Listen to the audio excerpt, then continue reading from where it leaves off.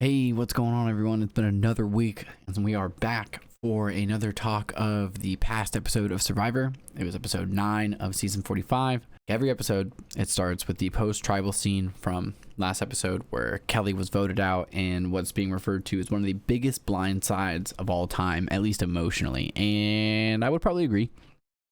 I remember specifically noticing that Kendra was like devastated.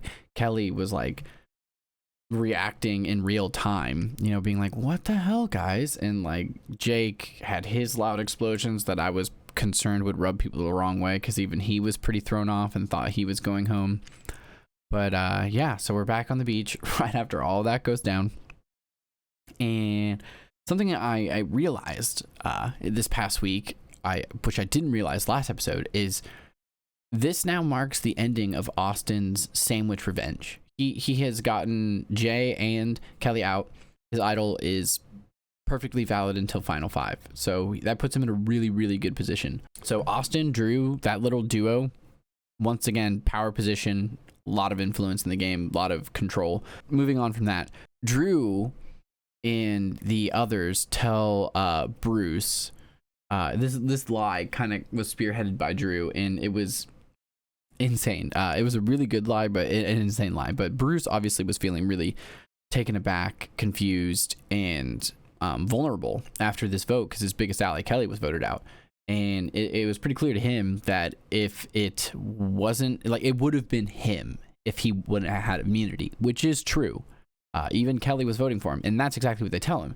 They tell him Kelly was gunning for him, so they voted her out to protect him, and didn't tell him because they knew it would give her a chance to cause drama and like stir it up in a way that where he wouldn't, you know, believe them and he would get voted out by Kelly, which is a half truth. Kelly was planning to vote for Bruce, but so is / were all of them. It sucks, dude. Like, it's a good play. It's a great play, but it sucks for Bruce because Bruce actually takes this really hard, and I feel for the guy. He's like really blown away that his biggest ally out in the game actually turns out found him really overbearing, was the word they used. And she felt like she, you know, couldn't go anywhere without him. And I don't know, that seemed to really jar him, you know, just like, whoa, didn't see that coming, which I can imagine. Closest ally for sure. Closest friend on the island. Yeah.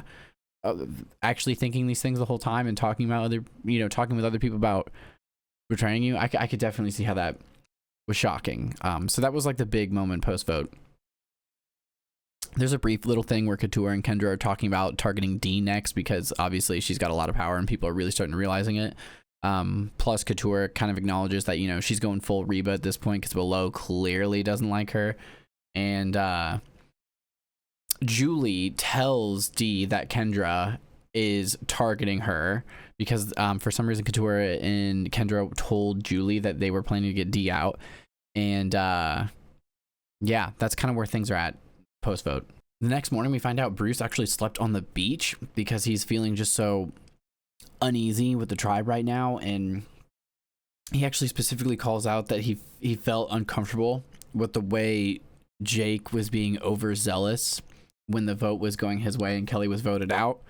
And I agree with the dude. I also felt a little uncomfortable with it and even called it out that it would probably make others feel uncomfortable. I get that Bruce would feel that way given it was his biggest ally, but I don't feel like Bruce has been really braggy or overzealous, you know, not very self-aware and like bossy for sure, but he hasn't been like mean-spirited. I don't think Jake was trying to be mean-spirited. I think it was just unfiltered.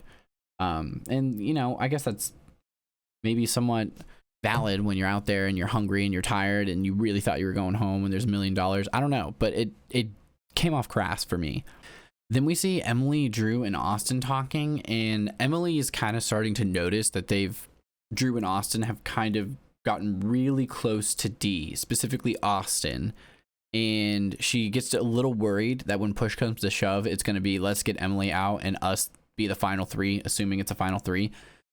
So she kind of pitches getting D out, at least sooner rather than later, which the other two are straight up not receptive to. Like, they pretty transparently are like, ooh, no, that's a bad idea because she's a bigger target than we are, so we should keep her around. Or at least that's the way they kind of sell it, but it didn't it didn't come off genuine, or I don't know, they didn't sell it well. And Emily literally responds just like, wow, okay, but they're still cool and still like an alliance. And I think Emily's being a little reckless here, and not that she has like a ton of options at the moment, but like, I don't know, truthfully, I'm just upset with the positions he's in, because I feel like she's about to get shafted, and I really don't like that. And Emily does make an effort at this point, after like saying, wow, okay, well, I think it is worth pointing out that if D makes it to the final 3, she totally wins, because she's been running shit, which is true. D has been the one coming up with a lot of plans in the votes that she's in on, and some of those plans have been successful, so they could definitely be called D's moves. She's been one of the more active players this season, I feel like. So yeah, and they like acknowledge that and seem to hear that, but at the same time, I think one or both of them might be thinking, I can totally beat D in the final, which I don't know if that's true. D might beat both of them, maybe. Right after that, they get some tree mail, and it's very ominous. It just tells them all to divide into thirds. And yeah, Austin does have 2 idols. That's right, because when they divide, they don't know what's happening. It literally just says divide into thirds. Julie freaks out because of the way they decided to split, which I'll go over here in a second. And the little trio tribe she's on, she's outnumbered vote-wise. So in case these split tribes end up voting separately, like has happened before in this season, Austin gives Julie one of his idols as like protection, which is a pretty big move, and I didn't necessarily see coming, but I guess Austin and Drew are really serious about this core 4 of like D, Julie, Austin and Drew, because he straight up was, I know he has 2 idols, but playing an idol or giving someone another idol to save themselves is a big move. It's a pretty big move. It gets overlooked a lot because it's like expected almost sometimes, but it's pretty huge to give away some of your security in the game at any point, in any way. Okay, then we get to the challenge. Well, first I'll go over the teams for the challenge. So we have three teams of 3. We have the red team, which is Drew, Jake, and D. So Drew and D of that core 4 are there. Then we have yellow, which is Kendra, Bruce, and Julie. That's why Julie needed that, because it was Kendra and Bruce who have been working together, kind of working together. Depends on the day, sort of thing. So she's more or less outnumbered there, or at least for certain, I think. If these 3 were to vote, so that's why she took the idol. And then blue, which is Austin, Katura, and Emily. Austin and Emily. So like they were really smart in the way they spread their core 4. This 4 is really becoming like the, I guess 4 or 5-ish, because you got Julie and Emily, or D and Emily, and it's really unclear which one they really mean it with at this point. But yeah, and I'm really worried that Emily's gonna get voted out.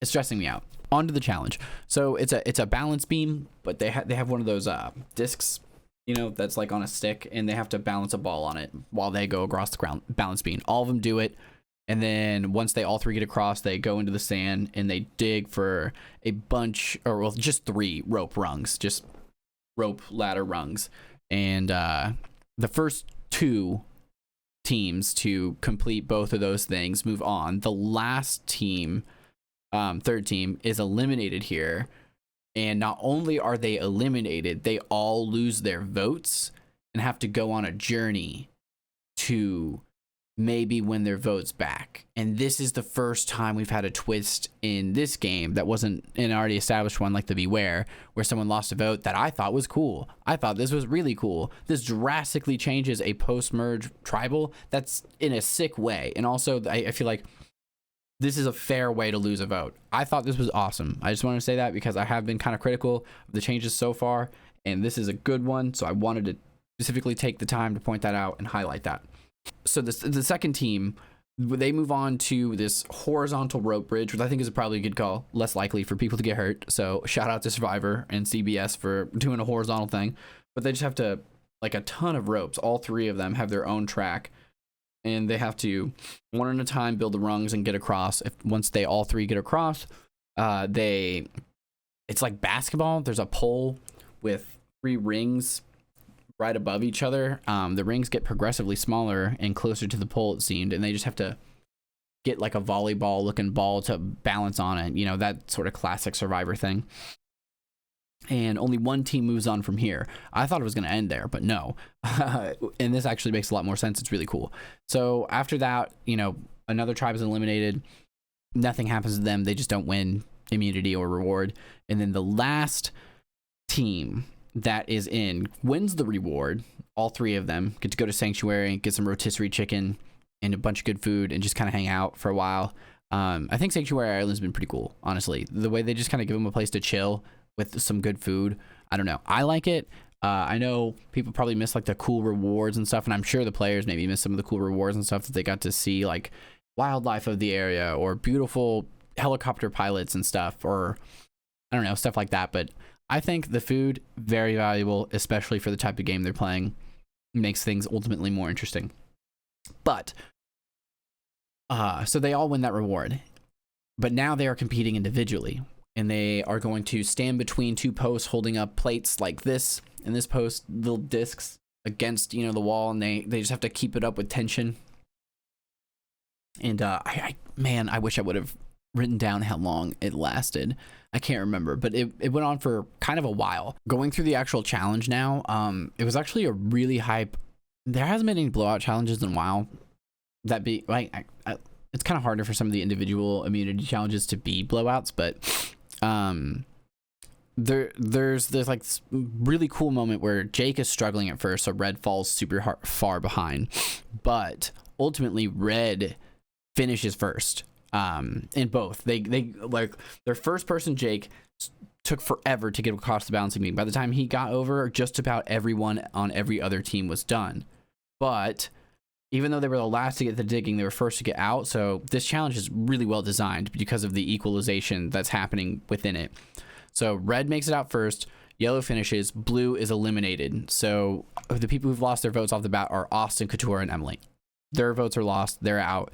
And now we're on the second round. Bruce finishes the bridge first, like really quickly. And then he's also the first person to make a ball on like the pole thing, even though his team was the second team to get to that.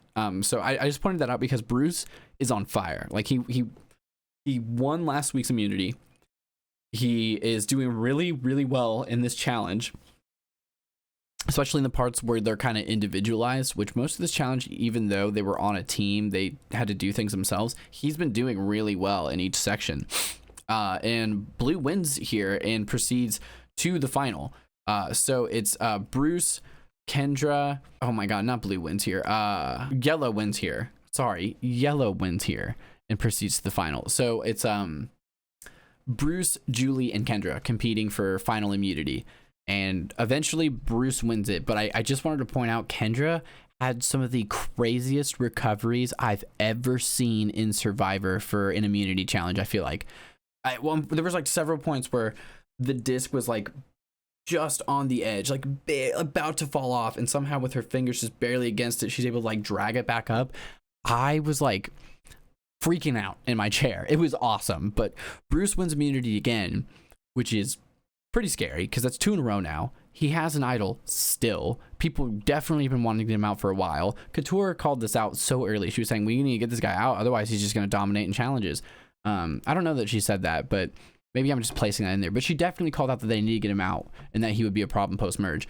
Here we are post-merge, and Bruce is slowly becoming a potential challenge beast. Like, if he wins next immunity challenge, he's already pretty cemented in Survivor history just from the head injury and how well and how big of a part of this season he's been.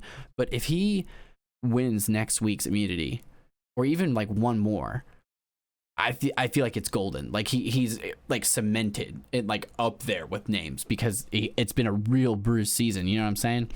And that's regardless of whether or not he actually goes on to win the entire season. So I don't know. I think that was worth calling out, that like he's heating up. Yeah, you know. After the challenge, we go back to the home beach with Red Team, who is they didn't lose their votes, or yeah, they didn't lose their votes. They're just chilling. And at first, D Drew and Jake are kind of all sitting together, and they talk about how like it's not really worth talking about who to vote for or what plans there are for tribal, because half the voting people are gone at the reward, so they need to wait for them. And then even more than that, there's 3 more people who may or may not have votes before tribal, so they're waiting on several things, and they ultimately decide, let's just at least wait until like the sanctuary people get home, you know, to really talk about it.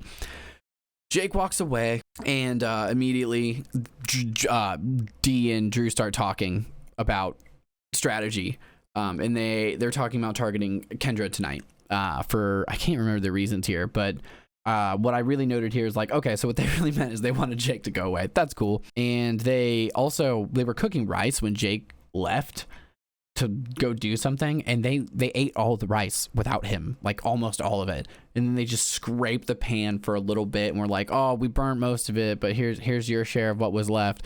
And I don't know, man, that's so it was just so insult to injury to me. I get it because like they're in the power position, but it's hard for me to watch that stuff. I think I'm just too much of a socialist.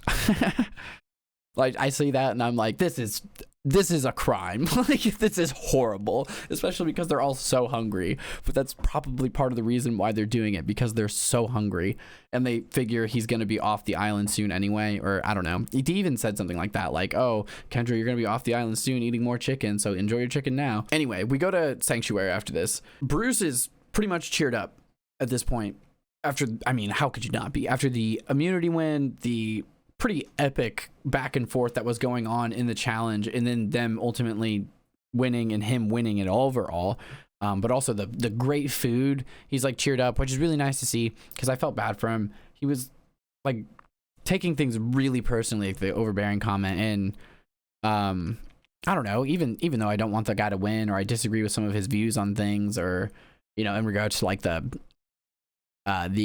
giving birth presents, I forget what they were called, but it just some of his insensitivities I disagreed with earlier in the season, but I have no problems with this man. Like he seems like a really good person, a really solid dad. I mean, the way he's been fathering everyone on the island, I can only imagine this dude is like pretty epic in terms of a father, because he seems to really give a shit, which is awesome. A lot of us didn't even get that, or if we did get that, it was like giving a shit, but about like very specific things and putting us in a specific box or living up to a very specific image. He does not seem like someone who does that. He just seems someone who's really focused on helping people do things the right way, if he knows what that is.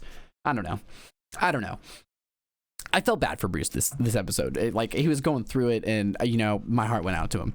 Julie kind of calls out that she feels on the bottom of Reba, and is just aware of that, and thinking about, you know, possibly making some change ups as a result. So then Julie's talking to Kendra, and Kendra starts to pitch D, getting D out, and she points out how, you know, Austin and D are getting really close, and that's really bad for Julie, especially because Austin's definitely down with Drew, and if he starts to become really down with D, then Julie's definitely on the bottom. But maybe Emily's below her. It's really hard for me to tell what's going on in Austin and Drew's mind. I don't know where they actually plan to commit, and that's really good on their part. I mean, they're playing the middle pretty well somehow, and I can't believe no one notices how much power these two have. It's frustrating. But anyway, Julie does not want to get rid of D, because D is a part of that core 4 and very useful for her in terms of voting and stuff. So she starts to pitch Jake, and while she says, you know, I think we should go Jake. We should definitely get Jake out, especially because Jake was saying her name at one point, so he's got to go. Bruce all of a sudden says, you know, I'll vote Jake. So Kendra kind of starts to panic and says she'll vote Jake, but she's really confused that Bruce was willing to, which kind of, I don't know. That one surprised me. I don't know why she's surprised Bruce wants to vote Jake. Maybe she didn't catch the moment or wasn't aware of when Bruce straight up told Jake after, you know, the episode where he voted for Julie, like, I definitely trust you a little less now. And I would have thought that would have been kind of clear to the entire alliance since he voted for someone in the alliance, but I guess not. I don't know. So yeah, it's so Sanctuary's aiming for Jake. The Beach is aiming for Kendra. Then we go to the journey. The journey was a pretty cool little thing. It was just like a little logic puzzle. They had 3 minutes to, okay, so they had a string of numbers, and it was just 9 through 1 counting down. And they had to use 3 plus signs and 1 minus sign to figure out how to make this string of numbers equal 100. It was pretty cool. They had 3 minutes to solve it. I like to think I could have done this one, but I didn't try to do it along with them. I've never thought to actually do that, and especially at this point, I'm like very attentively watching and trying to take notes. So probably never gonna do that. But this one did seem fun. Only one person ended up getting it. Austin was the only one who was able to do it quick enough. Everyone's back on the beach now, and they all tell everyone that they lost their votes. Everyone's like, we all lost our votes, and Austin lies, but he does let in. He says, okay, this part confused me. Austin says, I did still tell my core 4 about my vote, but the only people he told were D and Drew. Austin, D, Drew. Core 4? Are you talking about the cameraman? I don't know what's going on there. And it's really funny because he just did like this math challenge, and now he's like, oh, I'm telling my core 4, 3 of them are huddled together. So once again, even the producers are kind of like keeping us in the dark on who it is, but D is definitely included in the 4, that's for sure. D tells Julie that they are planning to target Kendra, and maybe it's the way she told her or whatever, but Julie's like super annoyed about this because she really wants to get Jake out, since Jake said her name, which is the same reason D wants to get, and which is the same reason D wants to get Kendra out. So it's kind of tough because they both have just as much justification. Technically, it's the same reason on both sides. So it's really hard for them to make an argument past, this is good for my game, this is good for your game. It's very oppositional in its inherent nature. And she kind of like lets on that she's really not into this idea, which I think might be bad for her in the core 4 scheme of things. And then Drew admits to Emily, like confirming her fears earlier, that D, him, and Austin were talking, and they have decided to target Jake when Emily thought it was going to be Kendra, I believe. And Emily is definitely kind of, I hope, realizing that she's on the bottom here. Like she's got a free agent here pretty soon, or start wiggling around or coming up with something, because it's not looking good. This also, again, has shifted Austin and Drew into the middle, where these two kind of decide ultimately if it's going to be Jake or Kendra, because they have people coming to them wanting to do both and needing them to do both. I don't know how. I don't know how people don't see how these two are just running things on this island, but no one sees it. And I don't know. One of them might win for sure. It's tough, dude, because Bruce is also challenge beasting, or getting ready to. The end of this season is not going the way I thought it would at all, but I'm really enjoying it. I will say that, in terms of like who's making it further. It's not necessarily who I'm rooting for, but that doesn't mean it's a bad season or that I'm not okay with them winning. It's just who I want to win the most. You know what I mean? Does that make sense? After this, we go to Tribal. There was a lot of discussion about the Kelly blind side, which was pretty interesting. And during that discussion, Kelly's like really emotional. She's holding on to like Caleb's hand and like looking like she's holding back tears. It was kind of wild to see. And then anytime Jeff was talking to Jake, especially about that vote, she was like looking away almost in disgust. Like she's clearly not voting for Jake, and kind of associates Jake with her downfall, which I guess is fair. He definitely is the person who kind of led the Kelly charge, because the only other charge was the Jake charge. I would have thought she would have been like very like, it's just a game, it's cool, whatever. At least, especially a little time outside of the game, but I guess not. She's still reeling from it, which is, it's $1 million, so I guess I get it. Bruce also points out that he's definitely for sure aware at this point that people are,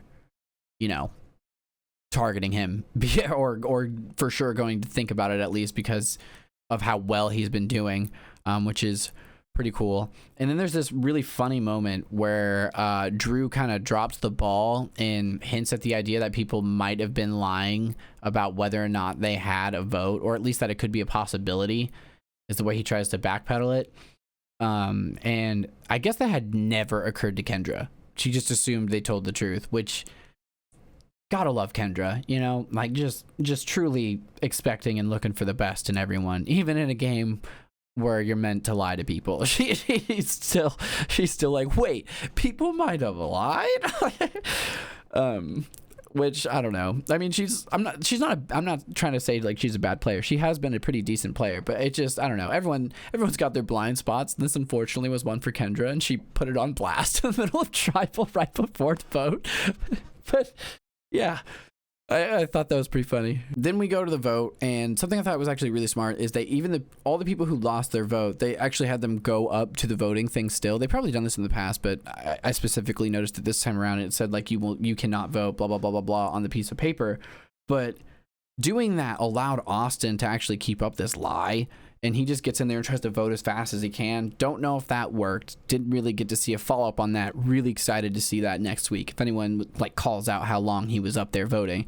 And I imagine since he's planning to keep the lie up and he's not like, I voted, he is going to keep the lie up until final jury, because revealing that information at final jury would be a pretty big play. That's my guess. Then we get the vote, and it's Jake gets 1 vote, Kendra gets 4 votes. So even with that information, we don't know, like you can't prove Austin voted or someone voted. I'm pretty sure. Yeah, because there was only 6 voters, so you only need 4 majority. Yeah, so his lie is like definitely still safe, which is really interesting. Adds a whole nother level to this. Another thing is, while Jeff was reading the votes, once Jeff said Kendra's name, Jake did this really weird thing. He was like sitting next to Kendra. If Kendra was right here, you know. Okay, so like I'm facing Jeff. This is Jeff. Kendra's right next to me. Jeff said Kendra's name, and he was like, he sits and very directly looks like right at Kendra. He's like looking at the side of her face, and I was like, this is direct, weird, and again, I feel like Jake's not keeping control of himself or his body language at tribal. This is coming off weird. And then once she was voted out, he like turned straight forward and just like doesn't look at her at all, which is an improvement, I guess, over like going boom or whatever he did last time.